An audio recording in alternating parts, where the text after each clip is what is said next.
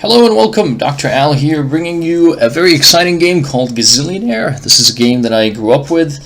When I was young, it was available on CD, and you could own it like any other game. Looks like the creators, though, have a very weird model now. You have to sort of lease the game. You can buy 1 year access for $15 or 2 years for $20. I don't like that at all, especially in the era of Steam and all those other ways that you can get games like this. But it's such a classic, and I was really nostalgic for it, so I thought I'd bring it over and show it to you. Basically, in a nutshell, you own a spaceship, and you make money by picking up passengers and by buying goods at a cheap price and selling them in a different planet for a much higher price. There are some other ways you can get money, but that's sort of the main ways. But it's really complicated too, because you have to manage your expenses, you have to pay your crew, you have to pay for fuel, you have to pay taxes, you have to do all sorts of things. So we'll get through it. Even though I haven't played it in over a decade, I think we'll start on beginner, and then if we do well, we can always play on higher difficulty levels later. Just one player. These are the various planets. It looks like this is the expansion set, because wasn't one of the original planets. The rest I recognize. I don't see Vex, so they must have switched Vex with That's fine. Anyway, each of the planets has some unique ability or unique event that you can access when you go to that planet. For example, Loro is like a vacation planet, so if you go there, you can give your crew a vacation. Most of the time nothing happens. Sometimes they'll offer to forgive the money that you've owed them, so they won't take their salary. Sometimes they'll reduce their salary. And then sometimes bad things can happen too, so they might get into a bar fight and then you have to pay their bail or something. So all the planets have something cool like that. Frack, I think, was where the insurance company lives. Anyway, we'll get to all of these things. I think these are fine. We'll try the other planets also another run. These are our competitors, so the AI has its own companies. Some of them are really, like Hoffmeister is very aggressive, will try to upgrade its ship really quickly, get into a lot of debt, but at the same time, if they survive, they'll be well positioned to take a lot of market share and be able to move goods really fast. And there's some others that are pretty, they're cautious and they take it nice and easy. So we will call our company Dr. Al Inc. for now, very inspired name. And there are these 12 different ships to choose from. I'll go briefly over each one of them, and then we'll pick one.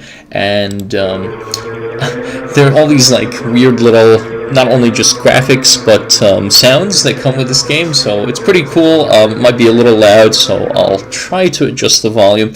Anyway, the Stinger 12, I think they all cost 120,000 Kubars, so that's going to be something that basically our initial debt is to buy the ship.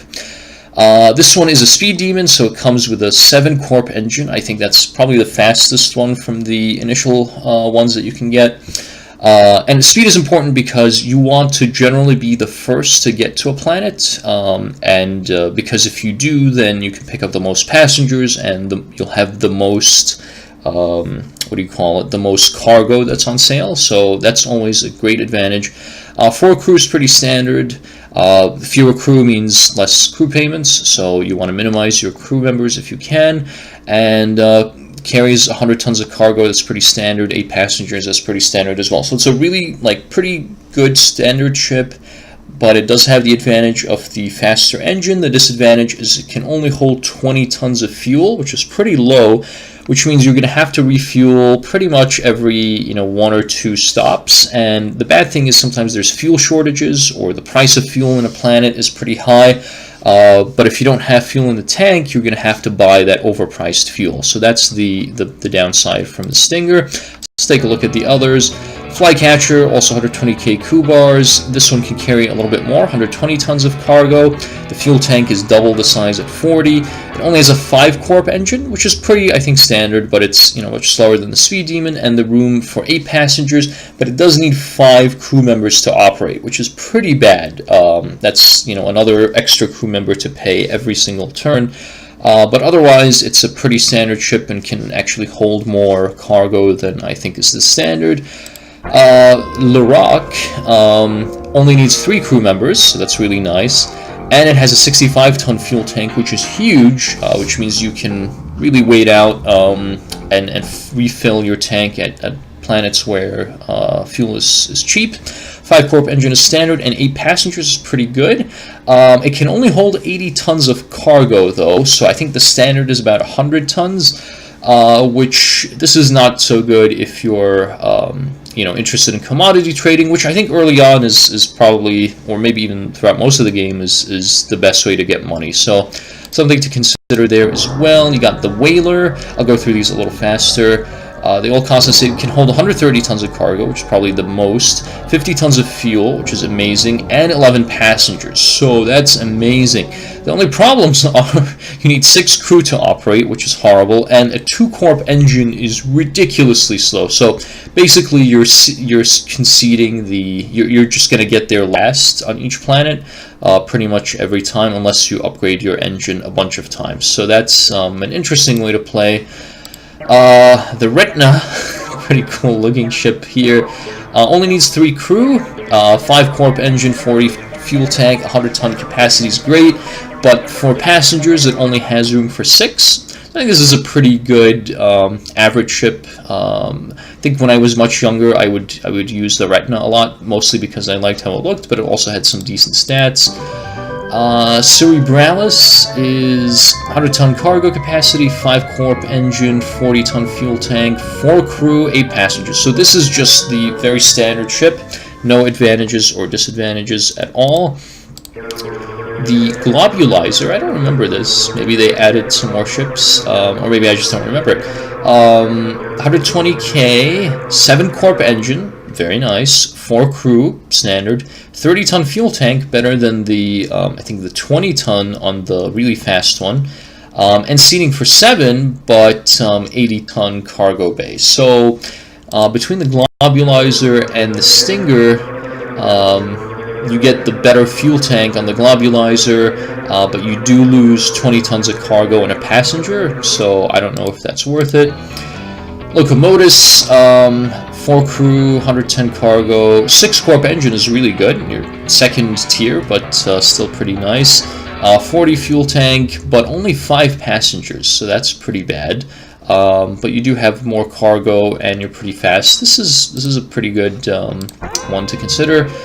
Mantagon, 10 passengers, 4-corp, pretty slow but standard, 40-ton fuel tank, 90 tons of cargo, a little less, and only 3 crew to operate, so also pretty good. The Kegger, 150 tons of cargo is awesome, 35 tons of fuel is not bad, but basically you're saying I'm not going to carry passengers, and you only have a 3-corp engine, which is pretty slow, but it only needs 2 crew. So this is, I guess, if you're going heavy on just the cargo and you don't really care about the passengers or getting anywhere fast, it can be pretty good. Maybe we'll play with this one. Let's just look at the last 2. Worm Shuttle, deluxe passenger liner, so 16 passengers, by far the most, and speedy engine, 6, 30-ton fuel tank is decent. But it doesn't need 12 crew to operate, which is outrageous, and the cargo bay is small, so I think not. And then finally, Squidosity, 110 tons cargo, 40-ton fuel tank, 8 passengers, and a 6-corp engine, so all really good stats, but you do need 6 crew members to operate, so you're going to have to make a really good profit off of your advantages to be able to keep up with the crew payments. This one is slow, But I do like the cargo game. At least when I was younger, that's what I used to do. And we could just pretty much ignore the passenger side of things and just focus all of our efforts on crew. Let's try this. Hopefully we're not making a huge mistake. So Mr. Zinn, a wealthy and somewhat fickle financier, generously loans you the 120,000 crew bars necessary to get your company going. However, we have to pay him 4% interest each week, which is each turn. Mr. Zinn wishes you the best of luck on your new venture and hopes he will never have to repossess your ship. Well, I hope so too, Mr. Zinn. Thanks for the loan. So, yep, we start off needy merchant. No one is bankrupt yet. We're playing on beginner. All of these, us and the 6 computer players are at minus 120k because we've just bought our ship. And the first one to reach 5 million coup bars wins the game. So we're gonna not only have to get out of debt, but also thrive and get to 5 million. So let's see what happens. So we start on Xylee, which is where Mr. Zinn lives. I think you pretty much will always start here if Xylee is in the game. Not sure about that actually. Anyway, so okay, again we get a nice little Excel sheet here. Everyone's market strength is equal. So the market strength, you see the 400, that is I think the size of your ship. So we all have like 400-ton ships, not the size of the cargo you can carry, but just the size of the ship itself. As the game goes on, there will be opportunities to pay to expand how big your ship is, which will mean, you know, more cargo room, more room for passengers, but also more crew to be able to deal with that. And generally you want to, whenever you can, expand your ship because you'll be able to do more. But if you go really, really fast, you might end up having a cash flow problem and then going bankrupt. So hopefully that does not happen. Alright, and the net worth is basically everything: cash, savings, stock, and then minus our loans. So, cool. I don't think we need this right now. Let's just continue. Alright, so great. First turn, we're on Xylee. You can see this very like old looking interface here, but it's really good for what it does. So we start out with no money, and we just have Zinn's loan. We can also borrow money from the Traders Union. They offer it at a 5% interest rate though, so you know you don't want to like borrow from here to pay off Zinn. Let's borrow max. You don't get any interest unless you leave the planet. So if I like borrow 100k and then pay back 100k, we don't get charged any interest. So let's borrow 100k just so that we have money in our pocket, and then we'll pay off the rest before we leave. Let's pick up our 1 passenger. Remember, we only have room for 1, so that's fine. And the passengers, it's weird. I guess they don't care which planet they go to. It's not like when you set a destination, the amount of passengers that are waiting will change. It's just a static thing. Like once you get to the planet, there will be a certain number of passengers waiting, and you can pick up as many as your ship can hold, and they will give you the ticket price, which starts off at 1,000. You can always increase or decrease. Since we're not really, you know, we only have room for 1. We're not going to play around with this pretty much at all. But basically, if you set a higher ticket price, you're going to get less demand for passengers. But you can sort of offset that a little bit by advertising. So for your next planet, you can advertise for passengers. You can put out, like, let's say, magazine ads, and that will encourage there to be more passengers for your next trip. Commodities, we're definitely going to want to do that. And even though it's really expensive to do this, I think it's worthwhile. Let's start with like a 3,000 magazine ad thing, and we'll gauge how that goes. Taxes, you see we already, well, let's go, I guess, in line. So we picked up passengers, we did our advertising for the next planet. Right now, we don't have to pay the crew. We only have 2 crew members. They get 1,500 a week, but they, I guess they start off without, you know, needing to pay. Every time we travel to a new planet, we're going to have to owe 3,000. We don't have to pay right away, but if we delay in our payments, the morale will go down. And if it goes really down, they might go on strike. They might demand a higher salary, stuff like that. So right now we don't have to pay the crew. We already have taxes, and same thing with tax. So we had to pay, there's a 15% passenger tax, so we picked up $1,000 from the passengers. We have to pay 150 back though to the government. We don't have to pay it right away. Again, we can let this sort of accrue over a few turns, but if you wait too long, the tax authorities will get upset, and then you'll get hit with like fines on top of what you owe. So the passenger tax is 15%. There's a commodities tariff, so 2% on any goods that you export from a planet, and then 3% on those that are imported. If you just buy and sell within the same planet, then you don't pay the commodities tariff, and you do have a warehouse on each planet that can hold a small number of goods, which you can upgrade later. So that's a way of beating the commodities tariffs, is if you just buy the goods, keep them in the warehouse, and then come back in a few turns, and if the price of the goods has changed, you can sell them. Now, most of the time, you're going to want to take the goods from one planet to another because its price on a particular planet won't change too much. So anyway, I don't know if I'm maybe too much information right now. So we're not going to pay the taxes just yet. There's an insurance company, so we have to pay anywhere between 15 and 15,000 to be insured for next turn. So this is we rolled really poorly in terms of the insurance. We're almost at the maximum. And what this does is there's a number of disasters that could happen to your ship, and if you have insurance, then the insurance company will reimburse you for those disasters. This is really expensive, so it doesn't make sense for us to buy right now. We could explore the planet. So when you explore, you get this little image here, and then you could look at the special for the planet. So each planet has again something unique. Like we said, Mr. Zinn lives in Xylee, so while we're there we can go and talk to him. And if we're lucky, he might increase our credit limit, he might lower the interest rate on our loan, he might do something bad and increase the interest rate, but generally nothing happens is the most likely outcome. So yeah, here's the help thing. Occasionally you may run into a little bad luck, however, as a rule, it is well worth your while to take advantage of the specials. So I would say most of the time nothing happens. Sometimes you'll get a good outcome, and rarely you'll get a bad outcome. Let's talk to Zinn.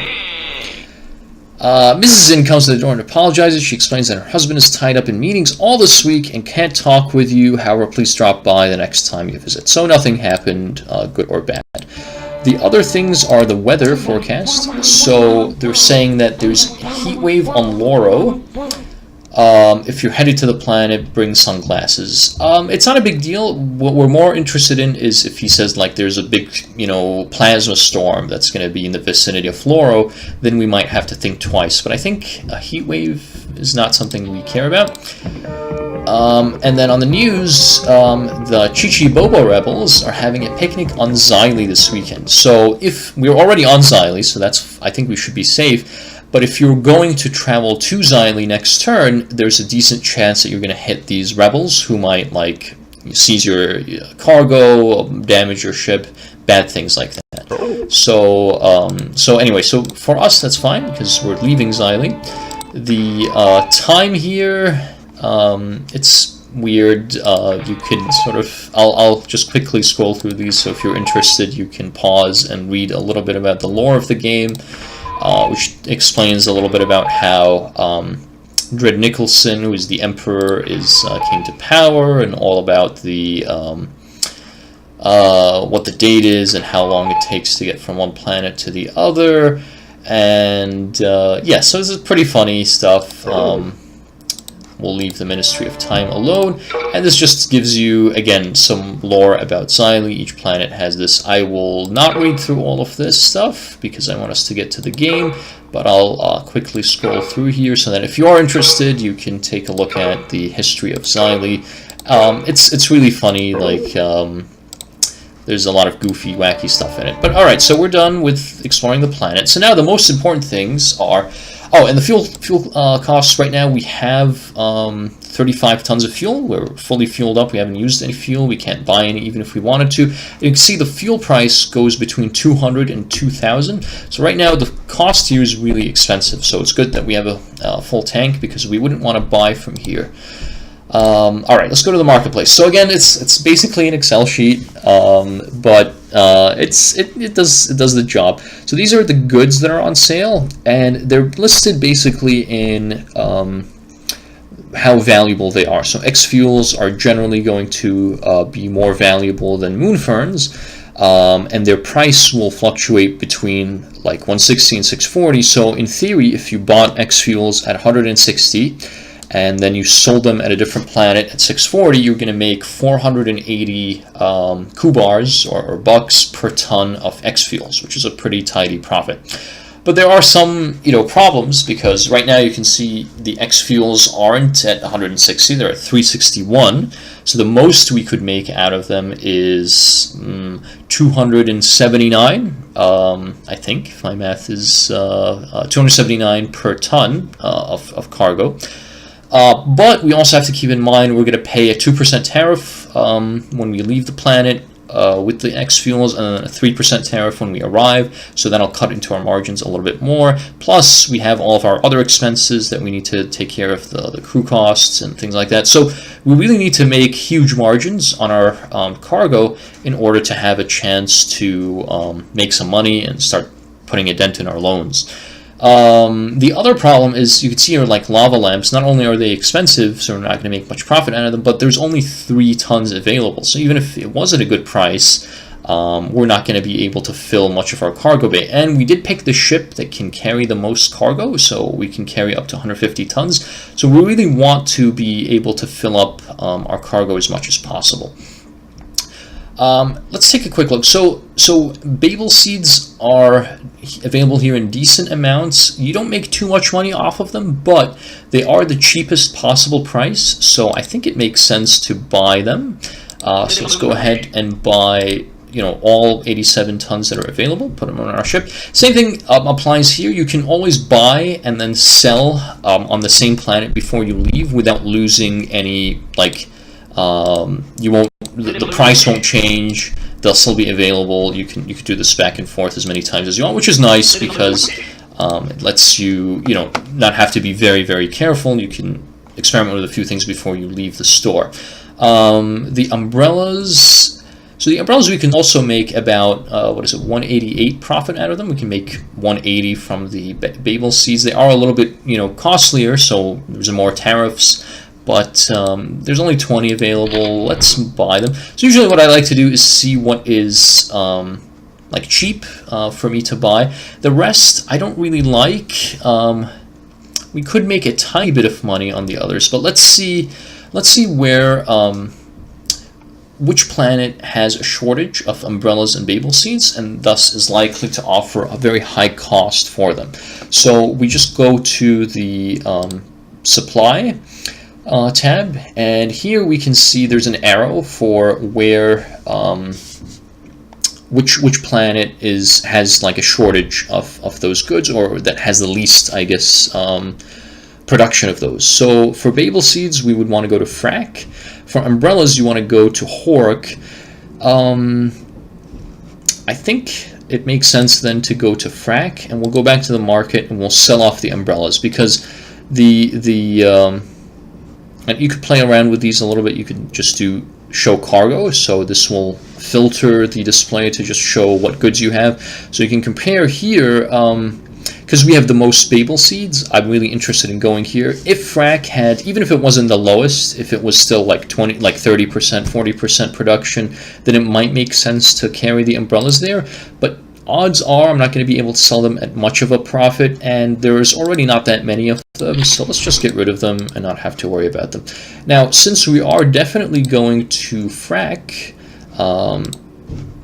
let's see what else is in high demand or low production here. What basically has low percentages? So X Fuels, lava lamps, they're going to be pretty risky. Hair tonic is going to be something that we want to buy from Frac. So we could do a little run where we go from Xylee to Frac. We sell Frac Babel seeds, and we buy hair tonic, which sells pretty well at in Xylee. So we could do a little run back and forth. Anyway, whipped cream and maybe frog legs are in short supply. So whipped cream I will buy. We're not going to make, again, much of a profit from it, but we do want to fill up our tank. So I will buy these. Hopefully we'll sell them at a good price. And and frog legs, how much are they selling for? It's risky, but I will buy the rest just to fill up the last 21 tons of cargo. So hopefully we've made a good deal. So you can see our cash is down quite a bit.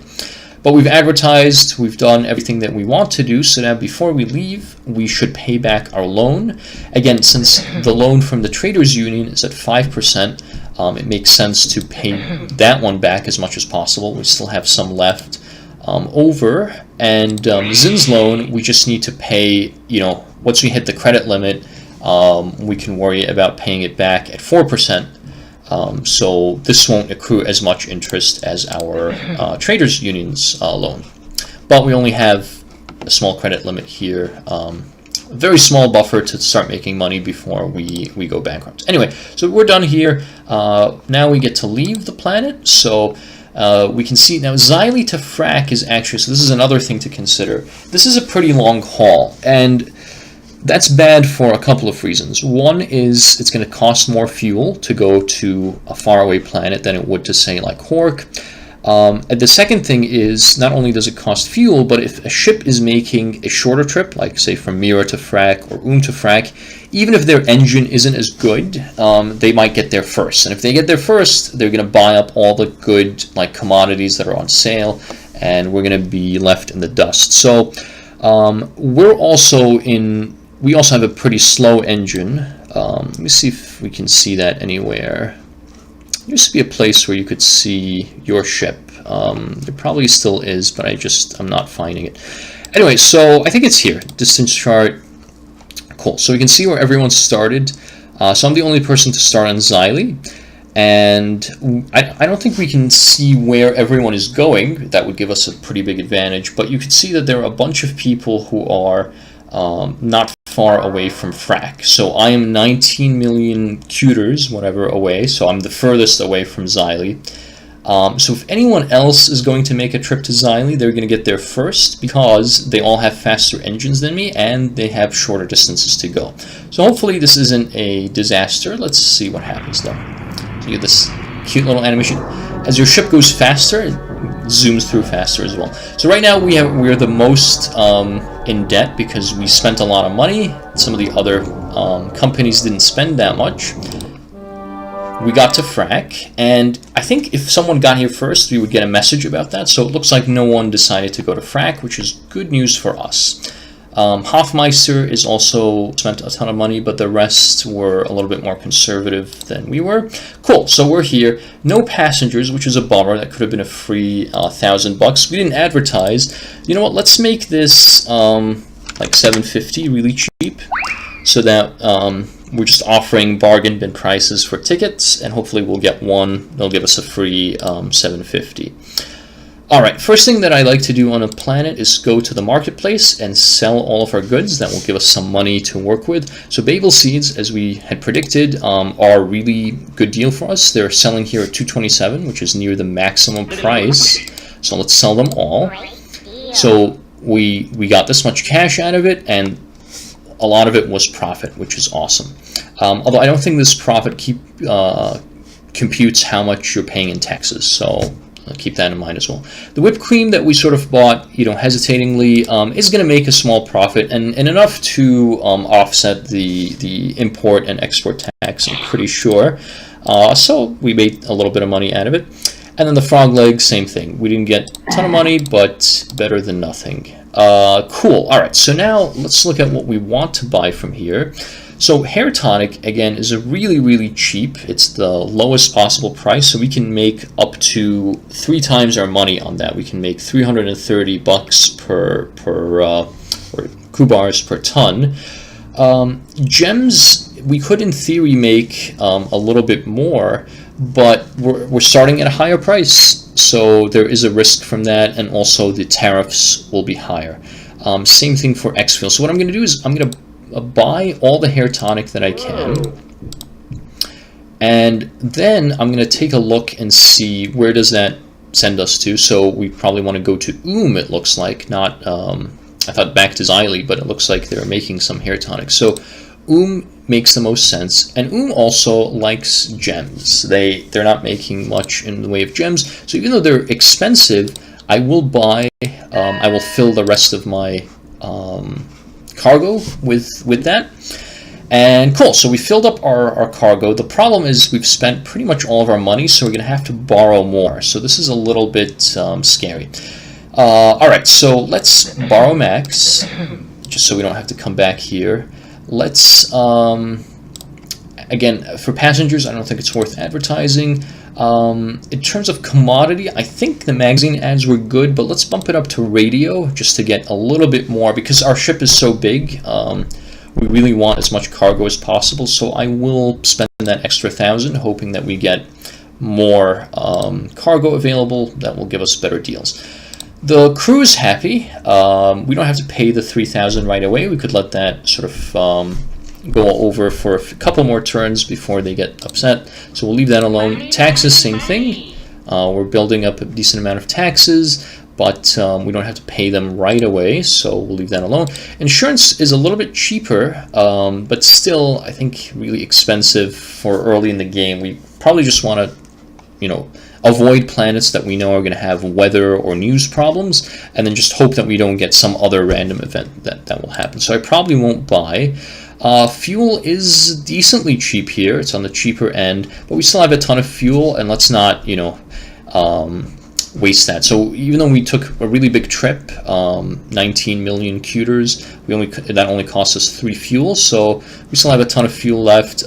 It's not that cheap, so I don't feel compelled to spend money on that right away. Let's go visit the planet. So this is Frack. Yeah, this is where the insurance company lives. We can ask for lower premiums, and they did lower them. They said, we'll offer you lower rates, average of 33% lower, so that's pretty cool. We might still not buy the insurance, but it's nice that they lowered it. So there's a Bollop Juice acid rain, I guess, on Loro, so we have to be careful because that's bad for ships. I don't think we're going to Loro, I think we're going to so that doesn't bother us. And the news report, Mr. Zinn has fallen on hard times. Yeah, so this is just flavor, but nothing really important. Okay, cool. So, and again, I'll just quickly go through the Frack history if someone is interested in reading it. But I think I'm spending enough time explaining the game that I don't want us to get bogged down in that. So you can see the insurance, it was like something like 4,500. It's now 2,380. In fact, it's really low that it is worth getting, but we're on such tight margins this early on in the game that I just can't afford it. And since we're avoiding the obvious disasters, I think we'll be fine. The only thing that I didn't show here is the warehouse. So on each planet you have 50 tons of warehouse space, which again you can upgrade later with events. So this is great when there's like let's say if there was like 300 tons of hair tonic on the planet.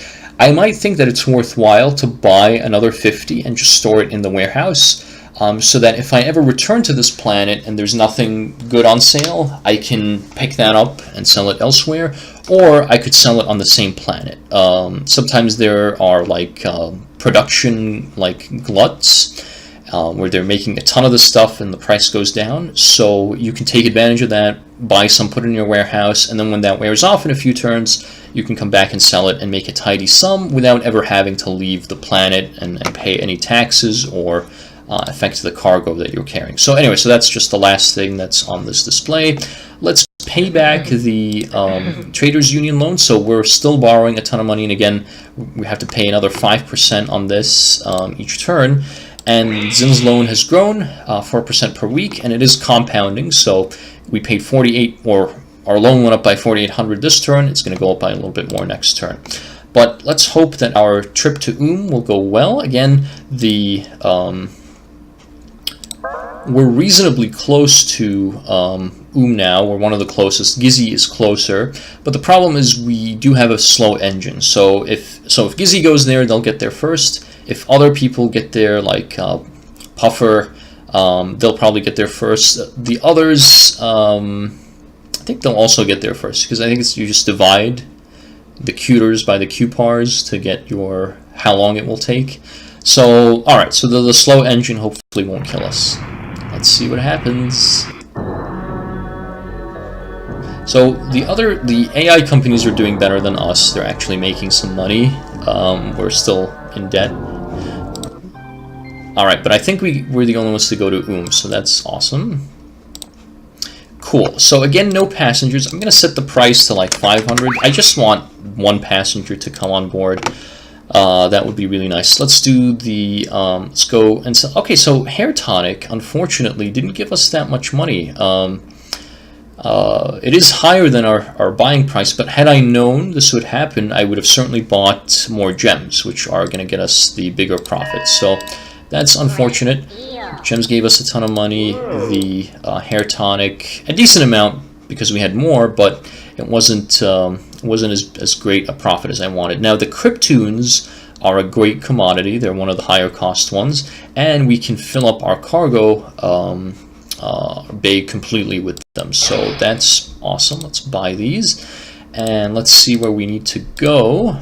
Oops, just this. So Frack. So we need to go back to Frack. A few other planets are close, but Frack is a good one. So we have other options. If Frack, let's say there's some weather or news-related disaster, we might want to go to Hork or Mira instead. Let's keep that in mind. All right, so let's do our advertising. Again, nothing for passengers, but we'll spend 4K on the radio. Hopefully that's not too high, because that money just goes away, that 4,000.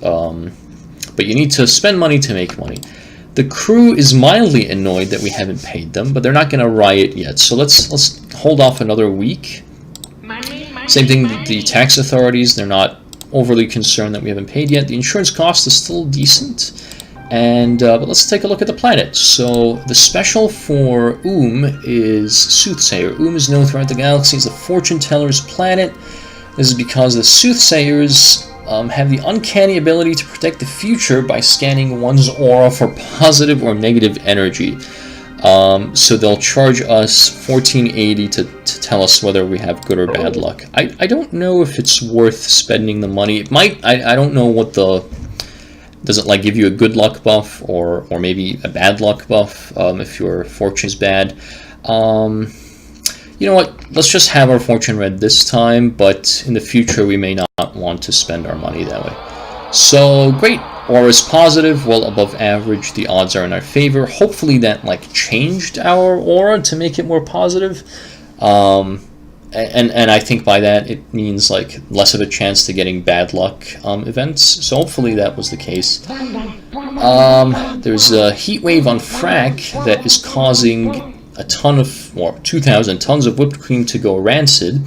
So if we were going to Frack, we might want to sell them whipped cream, which was probably going to fetch a high cost. Whipped cream though is one of the goods that first of all, they don't sell it on this planet, so they don't have any right now. Plus, I think it's like one of the lower cost ones, so our Cryptoons play will probably generate more profit. And, alright, so the Chichibobo Rebels are going to Frack, so that is not good news for us, because we want to go to Frack. So if we go to Frack, we're going to have some trouble. So let's go back to our sort of display here. So Frack, again, is probably the place where we can get the highest price for Cryptoons, but Hork and Mira aren't far behind, and Hork doesn't have any bad news events. So let me just go to this. There you go. So if you care about the lore of you get that. Fuel costs, again, we have a pretty full tank, and the cost isn't that cheap, so we'll hold on to this. Let me just look at the map. So Hork is pretty close, so another reason to pick it. It's going to be a shorter trip, less of a chance that someone gets there before us and buys up all the good stuff, and we won't spend as much fuel. So I'm pretty happy with that. Alright, so we have some money left in our pocket. Let's pay off the entire credit union loan, so that's really good. Because we won't have to pay them any interest for next turn, and we still have a tiny bit left over. We could do one of two things with the money. We could buy even more Cryptoons and store them in our warehouse if we're hoping to make a trip to again in the near future. Or I think we should just pay off a little bit of the Zin loan. Just a tiny dent in it. Basically, what I'm thinking is that tiny bit of money is better spent on slightly reducing our interest amount, then it would be being stored in the warehouse, and then we have to wait a bunch of turns, and then maybe we'll make some profit, maybe we won't. So who knows, but that's the strategy that I'm taking. Let's go to Hork and see if we get there first, and if we get some good profits. So again, so our net worth is not as bad as it was last turn, because we did sell that hair tonic and those gems at a good price. You can see Hofmeister's doing pretty well, but we're all within the same sort of range. Oh no! So see, this is what I was afraid of. Trading Corps came to Hork first, and they bought a lot of hair tonic at a low price, so there's going to be less for us. And they bought up most of the gems! No! So 2 companies got here first, and that's a problem with having a slow engine, is that even though we made a short trip, if a faster engined company goes to the planet, they're going to ruin our day. So hopefully they left us something to buy. So again, no passengers. I guess I'm not going to get any passengers unless I advertise for them. Since we only have 1, I don't think it's worth it. I'll reduce the price even further, but I'm not expecting anything. So let's at least sell the Cryptoons, which we are fetching a really good price for. So that's 45.9k in profit right there. But now the problem is, see, they bought up all the gems, they bought up all the other good stuff. The stuff that's left on sale, there's not much of it, and it's at a poor price. So like polyester we can buy, we're not going to make much of a profit. Now you can spend a turn just repositioning. Maybe we can go to a different planet that has like you know, a ton of X fuels for cheap. So let's see the supply situation. So Laura, for example, they have a ton of X fuels, so we may want to go there. And then I guess umbrellas, we might make a little bit of money out of them, but not much. So you can not just look for, like, the other strategy is, especially when something like this happens, isn't just where can I, you know, sell, where can I make the most profit this turn, but maybe sort of taking a turn to just reposition yourself to a better planet that is selling the higher quality, the higher cost goods, but that has a ton of them. And then so you have a better sort of second turn, if that makes any sense. So I think this is fine. We will have a decent amount of cash on hand, but we won't have, like, this won't give us much of a profit for next turn. So that's the sad thing. Let's do our same advertising. This is the other sad thing. Like, even though we advertised a bunch, it went basically got picked up by the other companies. So that's pretty sad. Fuel here is pretty cheap. It's on the cheaper end. We still have a decent amount left, but we may want to buy. So we would have to buy 10 tons, so it would cost us 6,040. You know what? I'm going to hold off for an even better deal. Crew is upset now that we haven't paid them. I would normally pay them this turn, but Loro is the pleasure planet where they could, there's a small chance that they'll forgive my wages, so I will risk it one more turn. And the auditor now is saying, never hurts to pay your taxes ahead of time, but we'll hold off another turn as well. Let's look at the special. So Hork is the media capital. Horky Wood. You have an agent whose job is to get your company free publicity. This week your agent claims to have a mega media event scheduled for you on Planet Line News. Do we want to do it? Let's do it. You end up at a charity sports benefit, and then you get slammed in the head with a poorly ball, and oh my gosh, we have to pay 17,000 Kubars. That is crippling this early in the game. That is so much for our good aura. I'm kind of tempted to, like, quit the game just from that, like, one bad event, because we had, you know, sort of 2 events piling up. There's no real way that we're gonna win. But you know what? We'll call this like a tutorial run, I guess. So this is Gazillionaire in a nutshell. This was on the beginner difficulty level as well. Maybe we won't go to this special event in the future, I don't know. Or maybe it could have been something really good. So anyway, but I think this serves as a good introduction to the game. Tune in next time where we'll start a new run, probably with a different ship, maybe one that's a little bit faster. and then we'll see. We'll just do a proper run at that time and see how far we can get, and see if we can become the first company to get to 5 million. So thank you so much for watching. I hope that this was helpful and maybe even a little bit entertaining, I hope.